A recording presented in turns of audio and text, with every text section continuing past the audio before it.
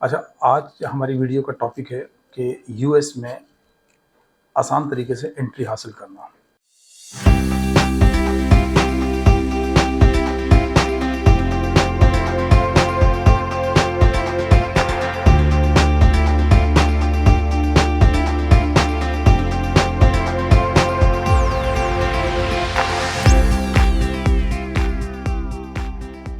बिस्मिल्लाहिर्रहमानिर्रहीम। अस्सलाम वालेकुम।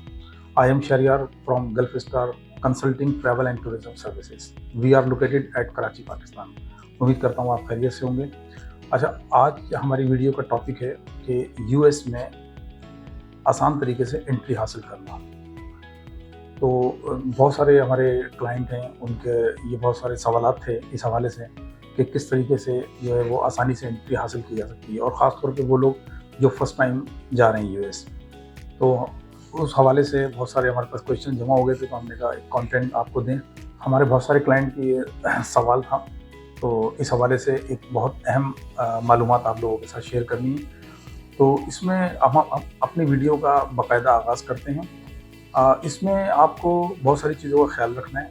आप जब अपनी होम कंट्री से फ़्लाई करते हैं यूएस के लिए, तो आप जो भी आपका टूर है जितने भी दिन का, तो उसी हिसाब से आपका जो है वो लगेज होना चाहिए, ठीक है ना। बहुत सारे लोग क्या करते हैं कि वो बहुत सारा खाने पीने का सामान, इस तरह की गैर ज़रूरी चीज़ें ले जाते हैं, जिससे कि ये साबित होता है कि ये लॉन्ग टर्म बेसिस के लिए यूएस जा रहे हैं, ठीक है ना।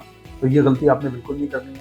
आपने अपना जो ज़रूरत का सामान है वो रखना है, ज़्यादा से ज़्यादा एक लगेज और एक हैंड कैरी। अच्छा, उसके बाद आप जब अपनी होम कंट्री से फ्लाई करते हैं तो आपके पास रिटर्न टिकट कंफर्म होनी चाहिए।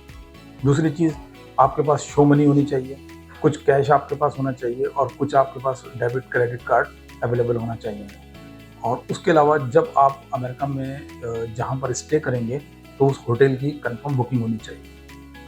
अब डिपेंड करता है कि आपने अपने फॉर्म में जब आपने अपना वीज़ा लिया था, तो वीज़ा लेते वक्त आपने अपने क्या मतलब उनको बताया था कि आप जो है वो किस पर्पस के लिए जा रहे हैं यूएस। अगर तो आप एज ए टूरिज़्म के लिए जा रहे हैं तो जाहिर सी बात है आपने होटल में स्टे करना है।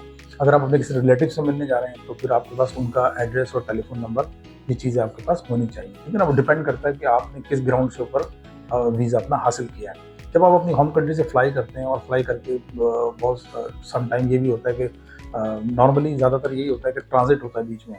तो बीच में जब ट्रांजिट होता है तो वहाँ पर भी, ट्रांजिट पे भी आपसे बहुत सारी चीज़ें पूछी जाती हैं, आप सवाल जवाब किए जाते हैं कि आप कहाँ जा रहे हैं, कितने दिन के लिए जा रहे हैं।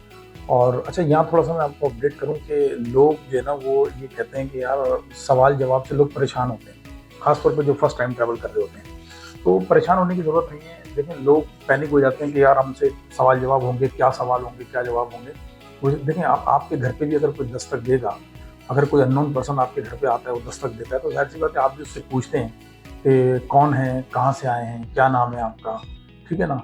तो 4-5 सवाल बेसिक जो होते हैं वो तो आप भी करते हैं। तो आप अगर किसी के मुल्क में एंटर हो रहे हैं, ठीक है ना, तो वो उनका राइट है कि वो आपसे सवालात करें। लोग इसके अंदर पैनिक हो जाते हैं, घबरा जाते हैं। यार सवाल जवाब में घबराहट की वजह से बहुत सारे लोग नर्वस हो जाते हैं, और वो वहाँ पर मतलब उनको डाउट क्रिएट होता है और वो उस वजह से वापस भेज देते हैं। ये भी होता है बहुत सारा। तो आपको कोई पैनिक होने की, परेशान होने की ज़रूरत नहीं है। आप सिंपल जो क्वेश्चन है उनके आंसर आपने करने। जब आप वहाँ अमेरिका में पहुँचते हैं तो इमिग्रेशन पे लाज़मी सी बात है, इमिग्रेशन ऑफिसर पूछता है। तो ये सब चीज़ें फिर आपके काम आती हैं, जिसमें आप उनको बता सकते हैं कि मैं इस होटल के अंदर स्टे करूँगा, अगर आपका होटल में स्टे है। अगर आप अपने किसी रिलेटिव के पास जा रहे हैं तो आप उनका कॉन्टैक्ट नंबर, नाम वो बताएँगे आप, ठीक है ना। उसके अलावा आपकी रिटर्न टिकट बताएगी कि आप कितने दिन के बाद वापस जाएँगे। और आप ये सारी चीज़ें, आपके पास वो फंड्स हैं, आपके पास शो मनी है, आपके पास डेबिट कार्ड है, क्रेडिट कार्ड है, कुछ कैश अवेलेबल है। तो ये सारी चीज़ें आपकी एंट्री को आसान करती हैं। अब लोग क्या करते हैं, जो परेशान होते हैं वो अब पहले तो लोग वापसी की टिकट ही जो है वो, आप अगर जा रहे हैं 10-15 दिन के लिए, तो वो कहते हैं यार वापसी की टिकट जो है हम 1 महीने बाद की, या 1.5 महीने बाद, 2 महीने बाद, 3 महीने बाद की वापसी की टिकट करवाते हैं, और पैसे लेके जा रहे हैं वो $500 अपने पास। तो इन चीज़ों की वजह से उनको मुश्किलात का सामना करना पड़ सकता है। दूसरी बात ये कि आपने जिस वक्त वीज़ा हासिल किया था, तो वीज़ा हासिल करते वक्त आपने जो मालूमात दी थी वहाँ वीज़ा ऑफिसर को DS 160 के अंदर, तो उसके अकॉर्डिंग ही आपकी एंट्री जो है ना वो होती है। अगर आपने वहाँ बताया था कि मेरे कुछ रिश्तेदार हैं, क्योंकि उसमें फॉर्म में क्वेश्चन होता है कि आपका कोई भाई, सिबलिंग्स, आपके ब्लड रिलेशन, इमीडिएट रिलेटिव, या आपके कोई फ्रेंड, कज़न, दोस्त कोई है आपका यूएस में, आपने वहाँ नो टिक किया है, तो इमिग्रेशन पे भी ऑब्वियसली आपको यही बोलना है कि मेरे यहाँ कोई नहीं है, ठीक है ना। और अगर आपने वहाँ पर कहा है कि हाँ ये है, तो वही चीज़ आपने इमिग्रेशन पे, अब लोग क्या करते हैं, लोग घबरा जाते हैं। लोग वीज़े के टाइम जब वीज़ा प्रोसेस करते हैं BS 160 में, तो उसमें वो कुछ और मालूमात देते हैं और इमिग्रेशन पे कुछ और मालूमात देते हैं, तो जिसकी वजह से वो उनको परेशानी का सामना होता है और उनको डिपोर्ट कर दिया जाता है। तो आपने इन 4-5 चीज़ों का ख्याल रखना है। एक तो अपना बैग बिल्कुल नॉर्मल आपने रखना है, ठीक है ना, उसमें कोई ऐसा सामान नहीं हो, कोई खाने पीने के मसाले, और वो लोग बर्तन वगैरह इस तरह के ले जाते हैं जिसमें कि वो फ्राई पैन और ये सारी चीज़ें, तो ये सब चीज़ें साबित करती हैं कि आप लॉन्ग टर्म के लिए आएँ US के अंदर, जबकि आप B1 B2 वीज़ा पे लॉन्ग टर्म नहीं स्टे कर सकते। 6 मंथ की एंट्री ज़रूर मिलती है, लेकिन ज़रूरी नहीं है वो 6 मंथ ही आप वहाँ पर स्टे करें। और अब जो न्यू सिस्टम है उसमें तो वो आपको सिस्टम में डाल देते हैं, जो आप सिस्टम में उनको बताते हैं कि मैं इतने दिन के लिए आया हूँ, तो वो इतने दिन के बाद वो आपको वॉच करते हैं और नेक्स्ट टाइम में आपको फिर एंट्री में प्रॉब्लम होती है। अगर सपोज़ करें आपने उनको बताया कि मैं जो है वो यहाँ पे 15 दिन के लिए आया हूँ और आप वहाँ 2 महीने स्टे कर जाते हैं, तो आप करके चले तो जाते हैं, आप 6 महीने तक वहाँ लीगल होते हैं, वो मतलब वो मसला नहीं है। लेकिन अब 6 महीने स्टे नहीं करना है, वो तो मतलब उनका कानून ऐसा है कि ह्यूमन राइट्स के ऊपर वो 6 मंथ देते हैं वहाँ के। खुदा न खास्ता जो विजिटर यहाँ आया है उसको कोई इमरजेंसी हो जाए, कोई प्रॉब्लम हो जाए, तो वो 6 महीने तक स्टे कर सकता है, लेकिन वो इन केस इमरजेंसी की सूरत में। नॉर्मली जो आपने अपना प्लान दिया है 10 दिन का, 12 दिन का, 15 दिन का, 20 दिन का, आप कोई शादी अटेंड करने आए हैं, आप कोई सेमिनार अटेंड करने आए हैं, आप टूरिज्म के लिए आए हैं, तो वो उस प्लान के ऊपर आपको वापस जाना है। वो आपकी कमिटमेंट को चेक करते हैं और नेक्स्ट टाइम फिर एंट्री आपको ईजी हो जाती है। लेकिन अगर आपने उस कमिटमेंट को वहाँ उसकी वायलेशन करी है, आपने बताया कुछ और आपने किया कुछ है, तो फिर वो आपको एंट्री में प्रॉब्लम होती है नेक्स्ट टाइम, और डिपोर्टेशन भी होती है।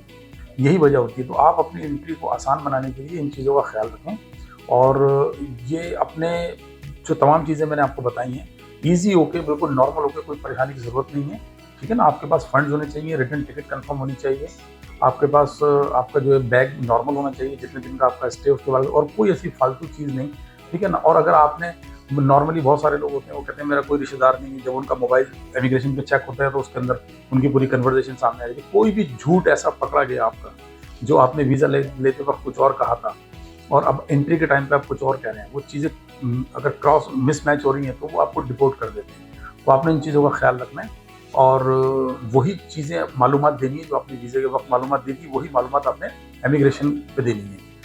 उम्मीद करता हूँ कि ये वीडियो आपके लिए काफ़ी हेल्पफुल होगी और काफ़ी मालूमात आपने हासिल की होगी इससे। और इंशाल्लाह अगली वीडियो में हम दूसरे उस पर डिस्कस करेंगे कि क्या वजूहात की वजह से, क्या चीज़ें ऐसी हैं जो एंट्री लेते वक्त नहीं करनी चाहिए, जिनकी वजह से मुश्किलात से बचा जा सकता है। मज़ीद हम इंशाल्लाह ताला नेक्स्ट वीडियो के अंदर इसको टॉपिक को कवर करेंगे। और अब आपसे मैं इजाज़त चाहता हूँ इस दुआ के साथ कि अल्लाह ताला हमें और आपको अपने हिफ्ज़-ओ-मान में रखे। अस्सलाम वालेकुम।